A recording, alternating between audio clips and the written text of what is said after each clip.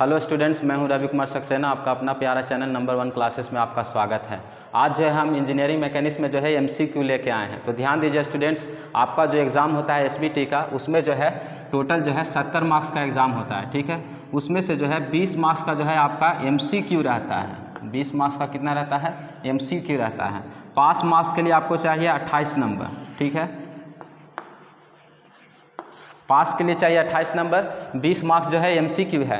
तो आज जो है टोटल इंजीनियरिंग मैकेनिक्स में कितना यूनिट है? तो 5 यूनिट है।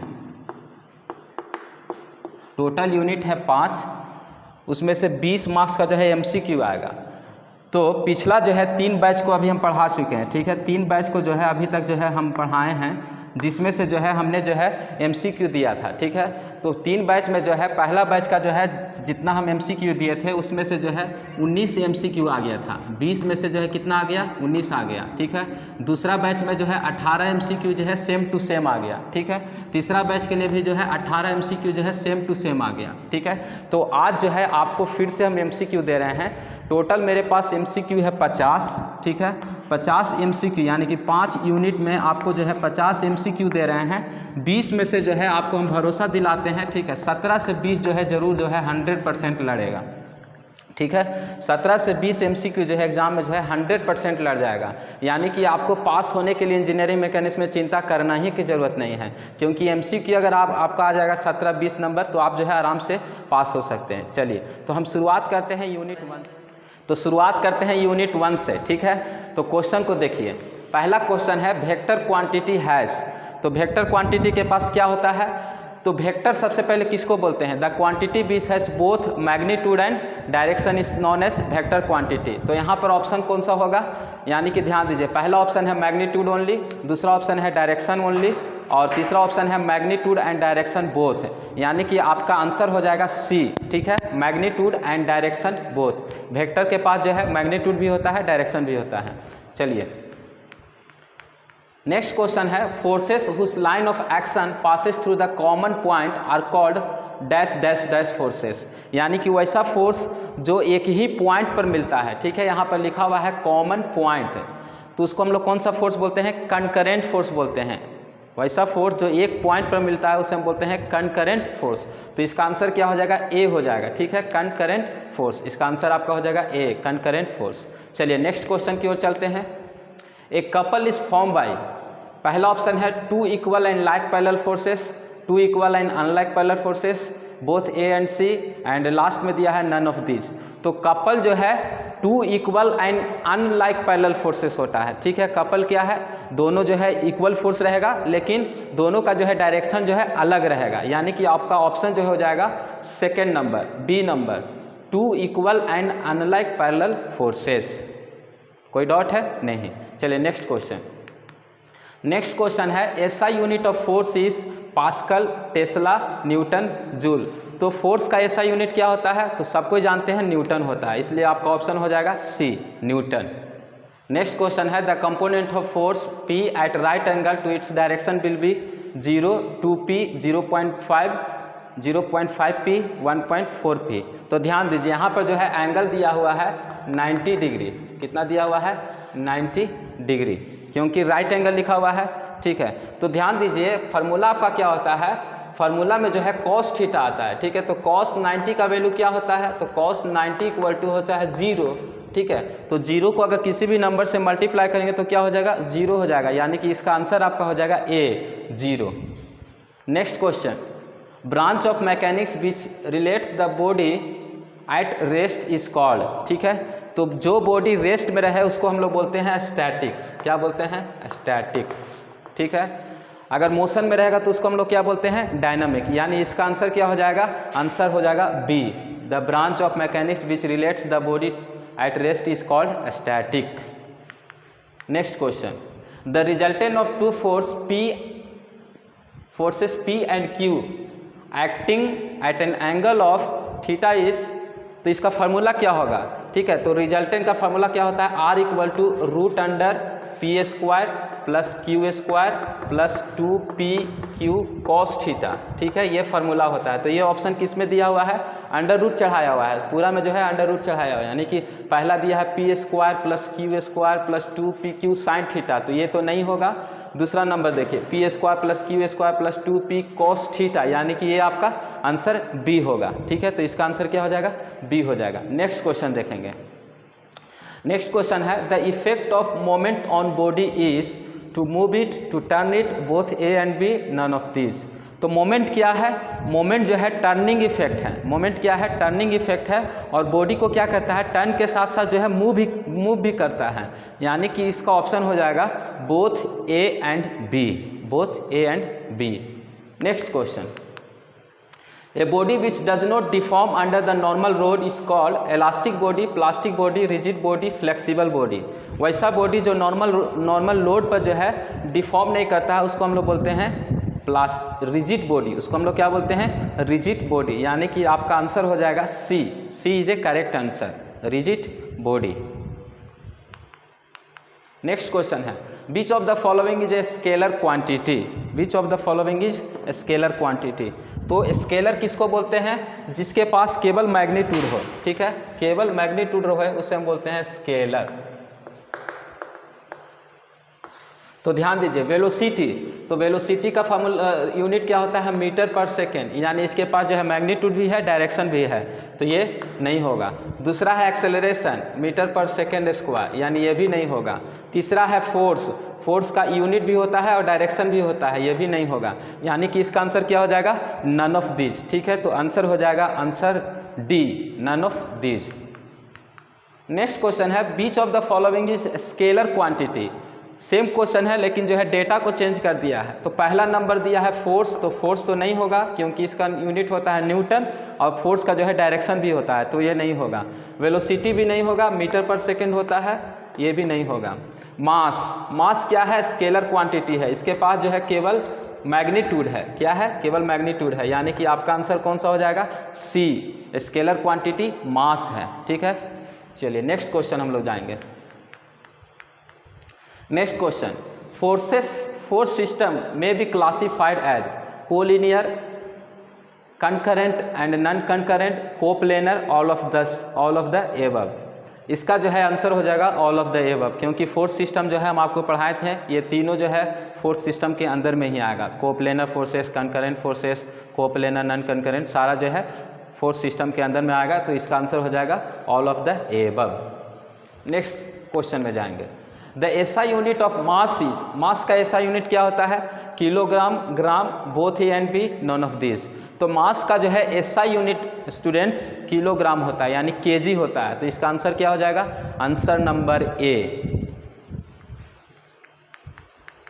Next question, branch of mechanics which relates the body in motion without any reference of force is called statics, kinetics, kinematics, all of the above. तो ध्यान दीजिए इस क्वेश्चन को, थोड़ा सा जो है समझने की कोशिश कीजिए। यहाँ पर लिखा हुआ है without any reference of force, ठीक है, without any reference of force, यानी कि जिसके साथ फोर्स जो है नहीं रहेगा तो वो हो जाता है काइनेमेटिक्स, काइनेमेटिक्स। क्यों, क्योंकि यहाँ पर लगा हुआ है एम ए है, यानी कि फोर्स का फार्मूला क्या होता है, मास इनटू एक्सेलरेशन। काइनेमेटिक्स का स्पेलिंग है एम ए, यानी इसके पास फोर्स है, तो जिसके पास फोर्स है उसको तो फोर्स की ज़रूरत नहीं है, तो इसका आंसर क्या हो जाएगा, काइनेमेटिक्स। आंसर हो जाएगा C, your answer is C, kinematics. Next question, the moment of force F about the point O of the right rigid body is.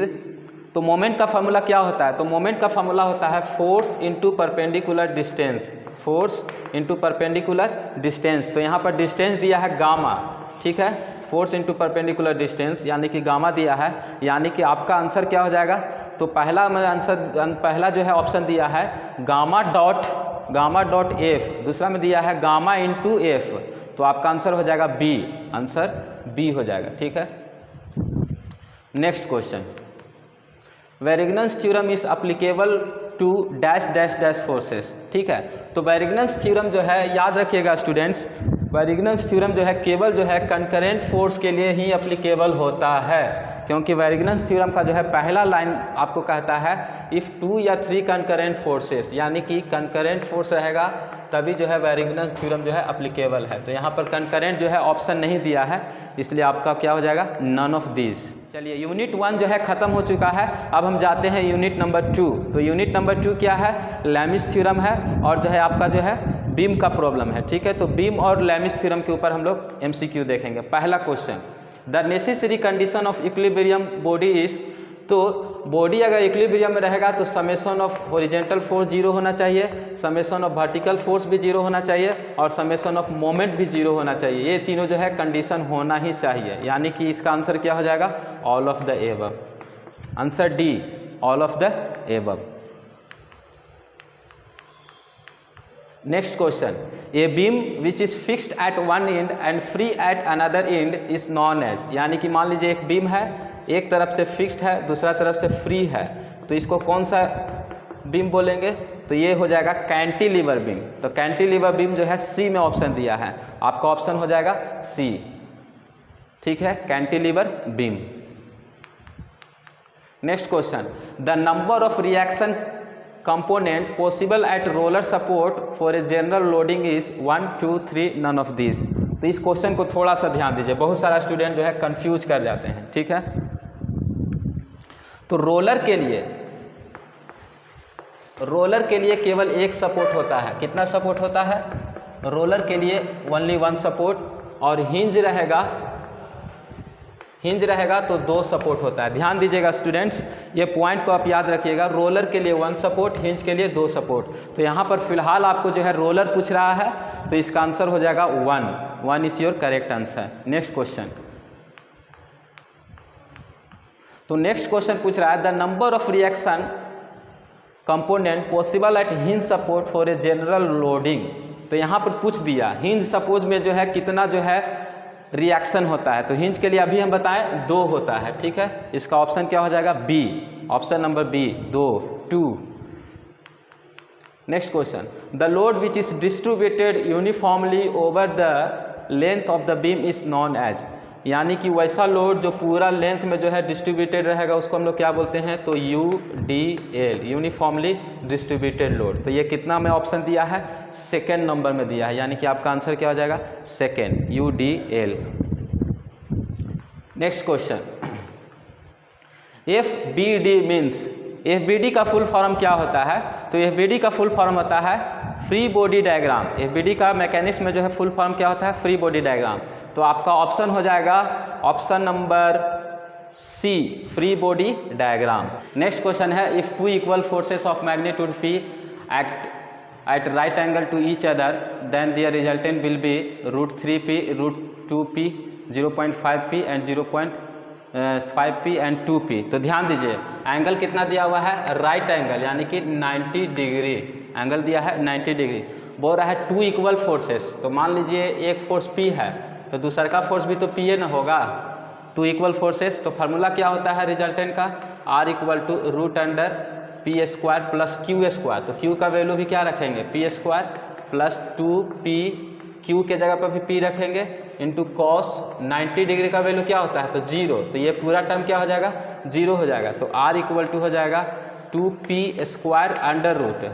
ठीक है, तो यहाँ से क्या हो जाएगा, ये जो है √2 हो जाएगा और P हो जाएगा, यानी कि आपका आंसर हो जाएगा सेकेंड नंबर, √2P। ठीक है, इसको हम जो है आपको सॉल्व करके बता दिए। Next question, Lami's theorem is also known as. तो लैमिस थ्योरम जो है साइन रूल के नाम से जो है जाना जाता है। ठीक है, इसको आप याद रखिएगा, लैमिस थ्योरम को हम लोग साइन रूल बोलते हैं, क्योंकि लैमिस थ्योरम में जो है हम लोग साइन थीटा का हम लोग यूज़ करते हैं ना। क्यों इसको बोला जाता है, क्योंकि लैमिस थ्योरम का जो है फार्मूला होता है, ध्यान दीजिए ताकि एग्जाम में आप भूलिएगा नहीं। लैमिस थ्योरम का फॉर्मूला होता है F1 divided by sine alpha, F2 divided by sine beta, F3 divided by sine gamma. तो यहाँ पर जो है केवल साइन साइन आ रहा है, इसलिए इसको हम बोलते हैं sine rule. Next question, support of beam में बी roller, hinge, fixed, all of the above. तो ये जो है पूरा सपोर्ट ही है, roller support, hinge support, fix support, ये सब क्या है, सपोर्ट है। तो यहाँ पर जो है ऑल ऑफ द एबव हो जाएगा, answer number D, all of these. Next question देखेंगे,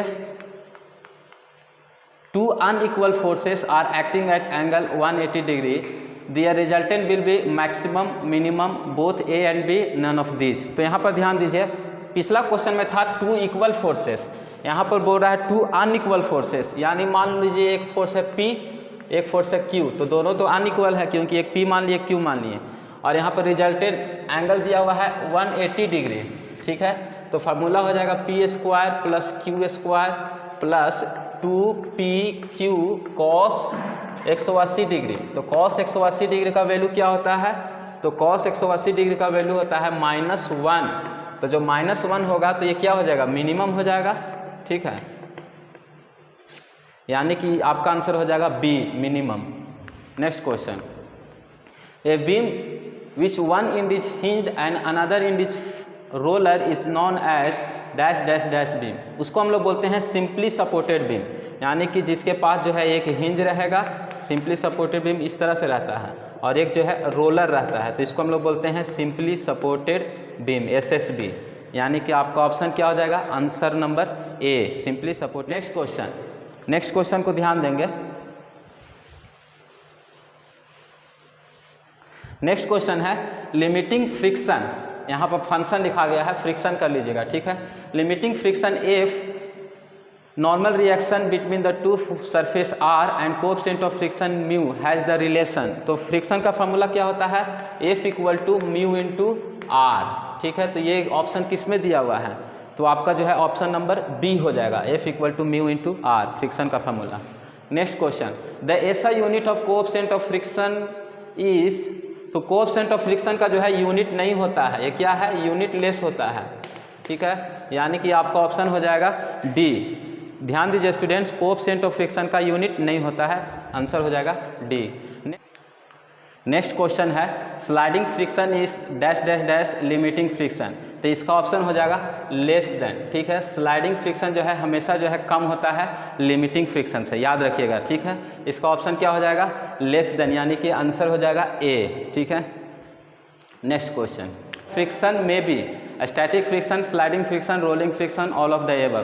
तो ये जो तीनों जो है फ्रिक्शन का टाइप ही है, तो यहाँ पर हो जाएगा ऑल ऑफ द दीज, ठीक है। Next question, sliding friction is dash dash dash rolling friction. तो स्लाइडिंग फ्रिक्शन जो है रोलिंग फ्रिक्शन से क्या होता है, ग्रेटर देन होता है, ठीक है। ये ऑप्शन को याद रखिएगा, ठीक है। पिछला बार जो है स्लाइडिंग फ्रिक्शन और लिमिटिंग फ्रिक्शन के बारे में देता है, तो स्लाइडिंग फ्रिक्शन लिमिटिंग फ्रिक्शन से लेस देन होगा और रोलिंग फ्रिक्शन से जो है ग्रेटर देन होगा, तो इसका ऑप्शन हो जाएगा B, option number B. Next question, frictional force is dash dash on the area of the contact surface, depend, independ, both A and B, none of these. तो friction force जो है area पर depend करता है कि नहीं करता है, ये पूछ रहा है। तो आपको मालूम होना चाहिए फ्रिक्शन फोर्स जो है एरिया पर डिपेंड नहीं करता है, तो नहीं करता है उसको हम लोग बोलते हैं इंडिपेंडेंट, इंडिपेंडेंट, यानी कि option number B, independent. Next question, angle of repose alpha and the friction phi is related as. तो ये जो है ऑप्शन नंबर ये हो जाएगा, ठीक है। फाई इज हमेशा जो है बराबर होता है, अल्फा के बराबर होता है, ठीक है। तो option number A.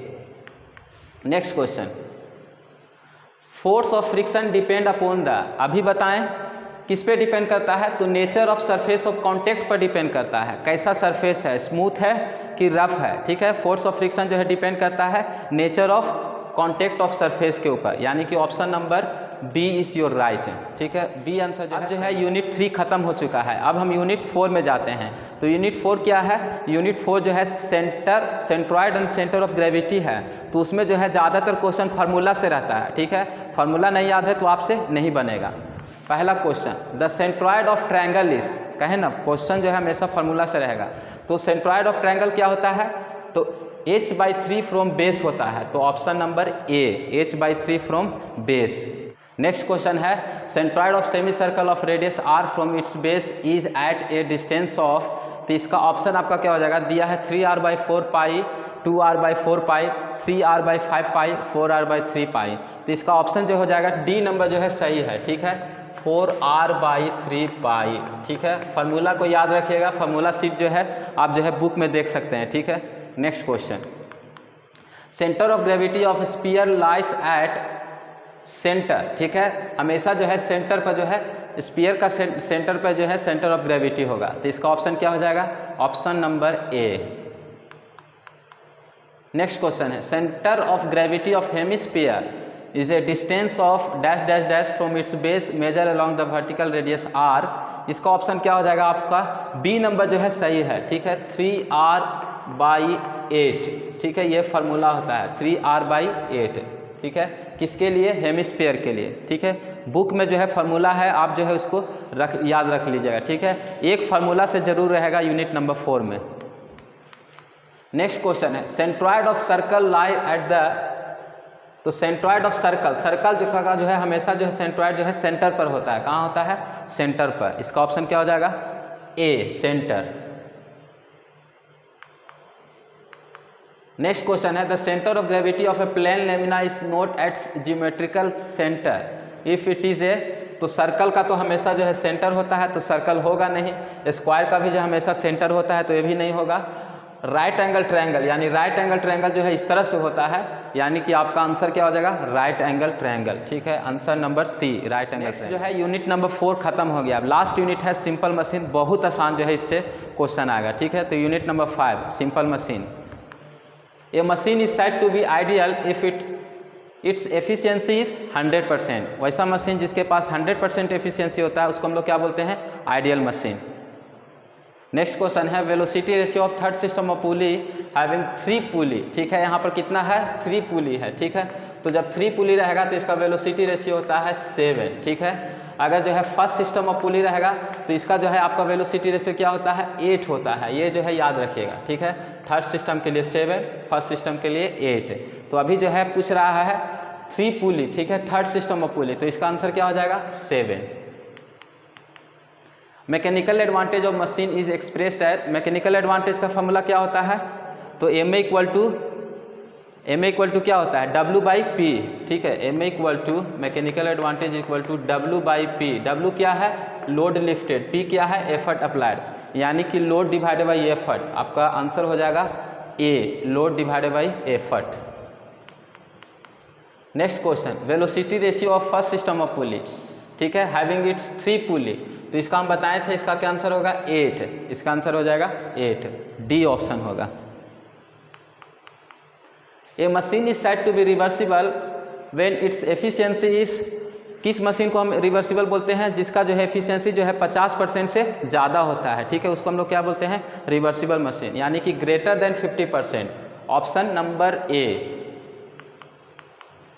The efficiency of lifting machine is the output divided by input, mechanical advantage divided by velocity ratio, both A and B, none of these. तो एफिशिएंसी का फार्मूला होता है, पहला formula output divided by input, एक तो ये formula हो गया।